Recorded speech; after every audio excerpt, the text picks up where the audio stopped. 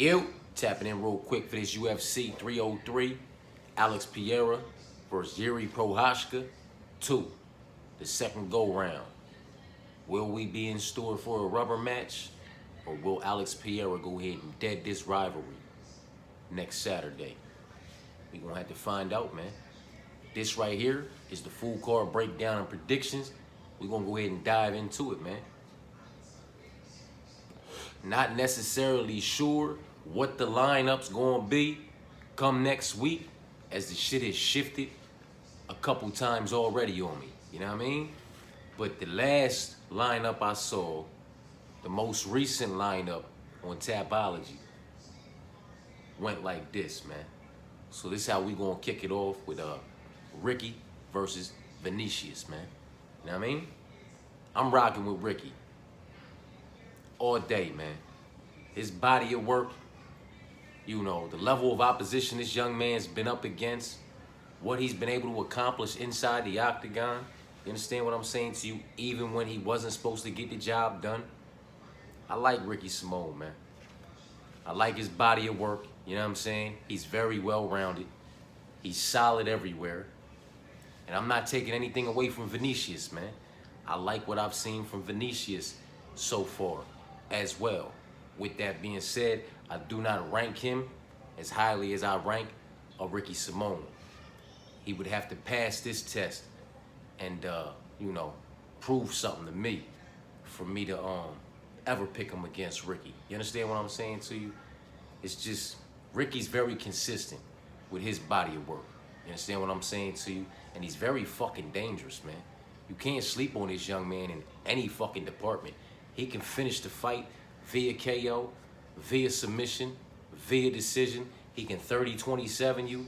He can make this shit kind of boring. It can be a split decision, unanimous decision. It can be a quick finish. It can be a late finish. I fuck with Ricky, man. He's solid.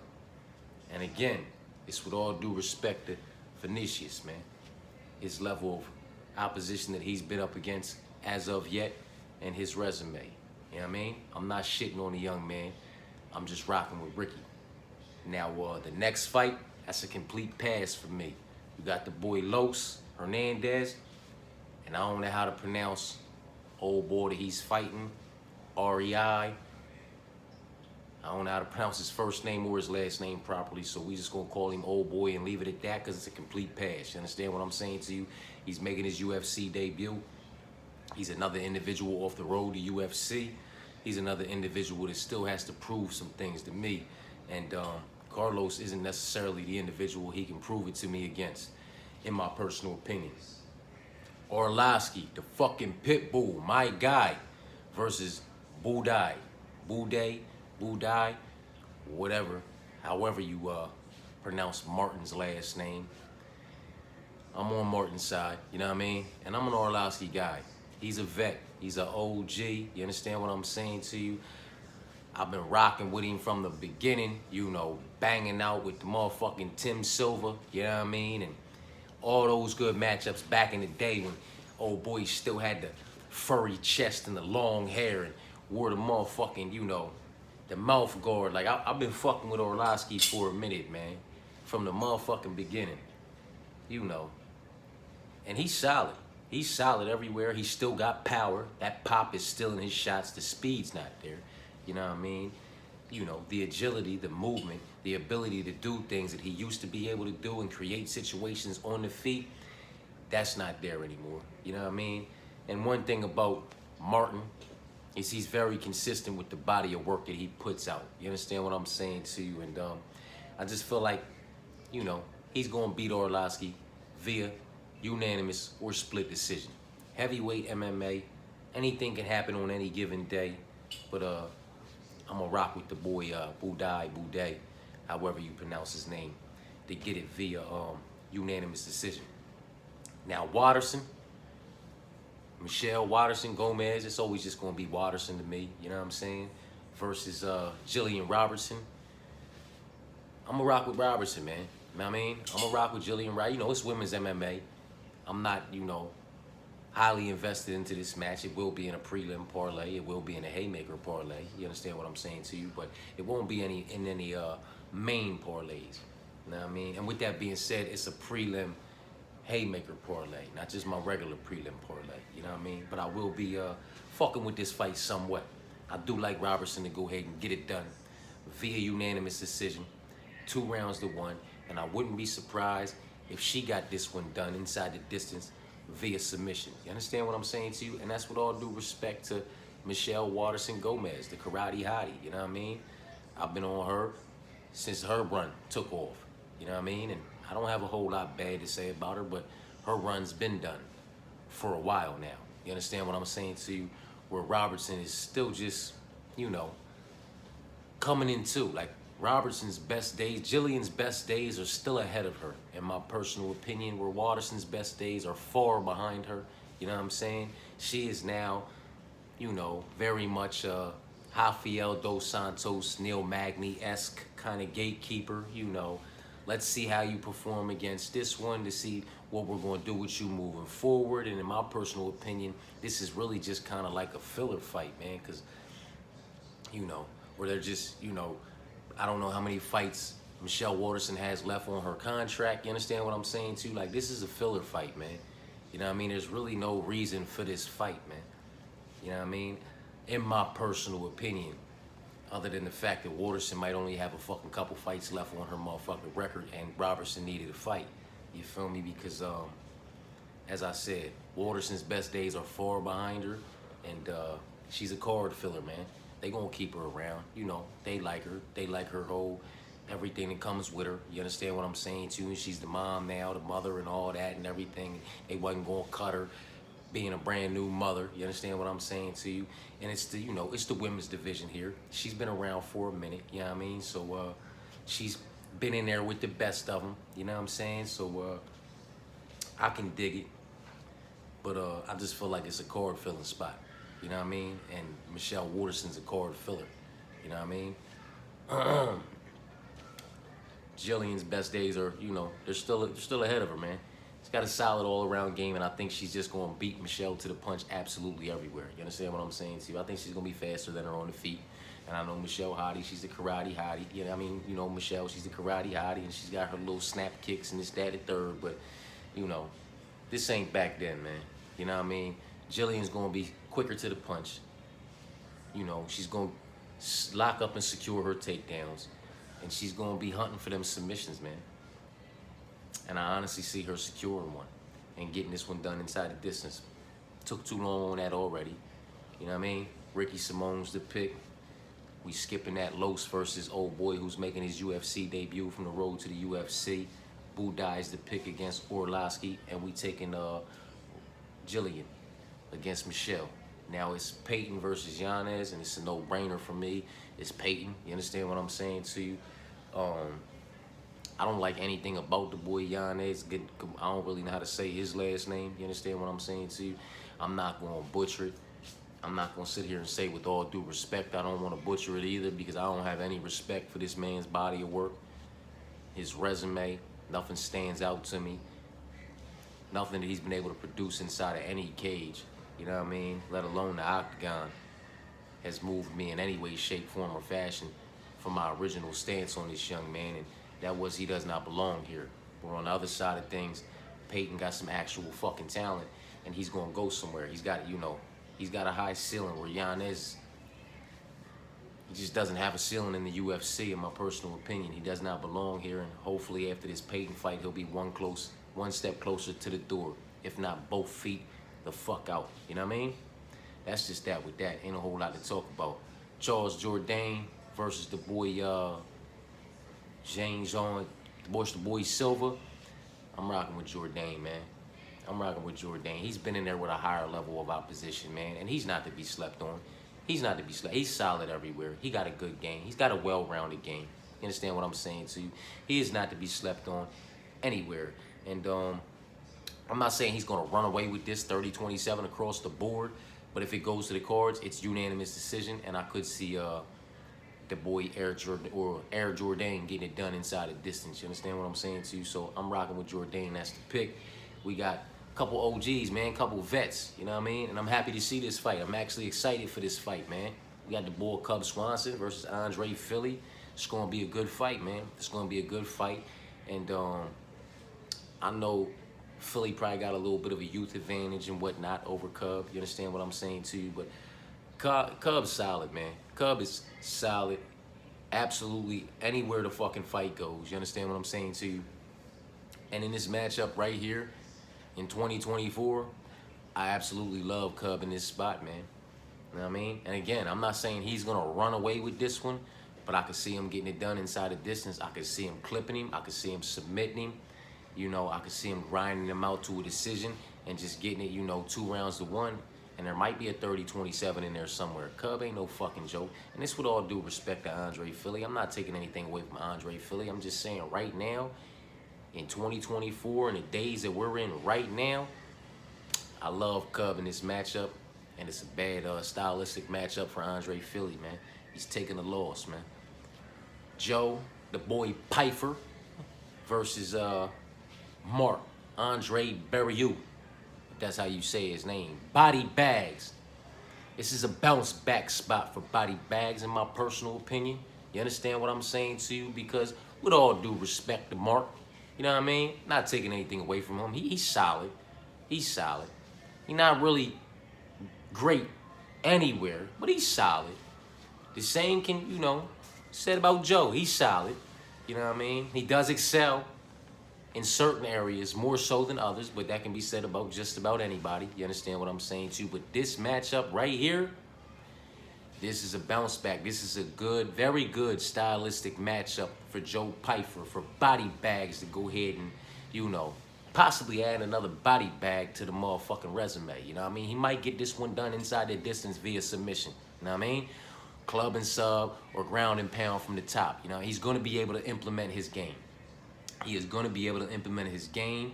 He's not going to be, that far outclassed on the feet. I give Mark the edge in the striking department. Don't get that fucked up. But Joe Pfeiffer, I feel like, is physically stronger. And their physicalities, the way they match up. You understand what I'm saying to you? Pfeiffer is physically stronger, and he is definitely stronger in the wrestling and grappling and jiu-jitsu department. And I just see him getting it there and getting this one done, getting back in the win column. You know what I mean? And, putting a smile on his face, man. You feel me? Putting a dub. Possibly getting a, $50,000 motherfucking much-needed bonus for submission of the night or performance of the night. But this is a bounce back spot for Joe, with all due respect to Mark, man. Know what I mean? Ian Gary versus Ian Machado Gary, right? Versus Michael Venom Page. I'm going to rock with the OG, man. I'm going to rock with the OG, Michael Venom Page, to just outclass this man. Know what I mean? Could Michael knock him out and get him out of there inside the distance? That yes, he can. Yes, he very well may. That very well may be what happens. But more so than not, I see him just outclassing him and outdoing him over the course of 15 minutes to secure a unanimous decision. You know what I mean? And I wouldn't be surprised if there was a 30-27 in there somewhere, if not across the board. Venom does have the ability to not 10-8 this man every fucking round, but beat this man every fucking round. You understand what I'm saying to you? Just outpoint him. You know what I mean? The IQ, the experience, you understand what I'm saying to you? And the pride from both sides. This is why more times than not I see it going to the cards. Like, Venom's not going to put himself in a situation where he could possibly get clipped and put away by this young man. If anything, he wants to calculate and technically put himself in a position to get this man off guard and put his fucking lights out. And if that doesn't happen and that opportunity doesn't present itself, then he's just going to go ahead and, technically pick him apart, man. You know what I mean?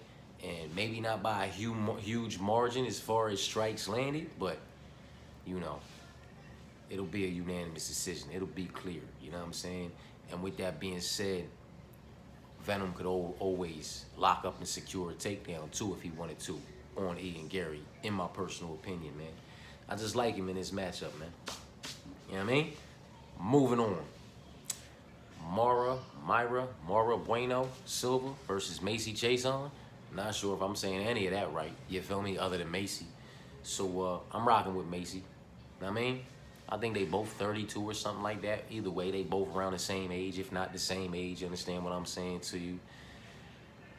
Macy does have like a maybe 5-inch reach or something like that, 5-6-inch reach, something like that, maybe 7-inch, somewhere between 5 and 6.5 inches in reach. I feel is what I saw. You know what I'm saying?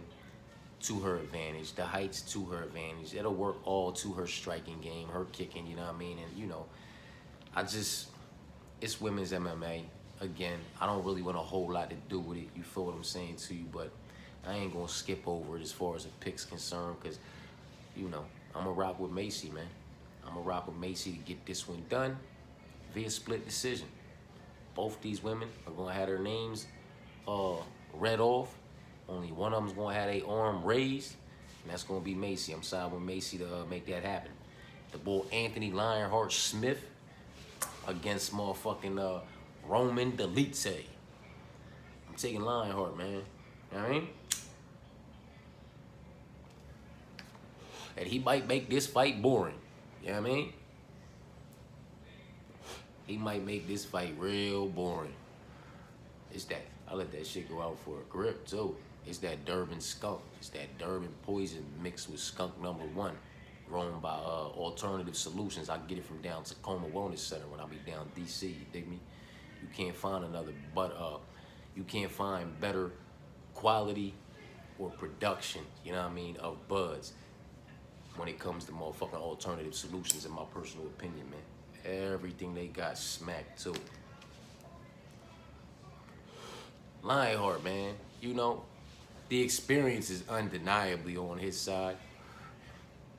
The experience of competing at a higher level of opposition is undeniably on his side. You understand what I'm saying to you? If I'm not mistaken, he will have the height and reach advantage in here. You feel me? We'll give the power advantage to Roman Dolidze. Neither one of these men are, you know, are very fucking fast. So we'll just say that speed's neck and neck. Give the power edge to Roman. Give the wrestling and grappling edge, in my personal opinion, in this matchup goes to Lionheart. And, you know, hence why I said he might make this one boring.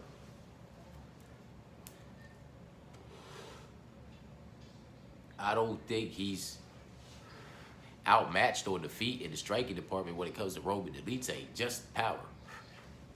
Not in the versatility of strikes. You understand what I'm saying to you? Lionheart will be throwing kicks out there. He will be throwing teeps up the middle. He will be throwing calf kicks, leg kicks, inside kicks, body kicks, head kicks. You understand what I'm saying to you?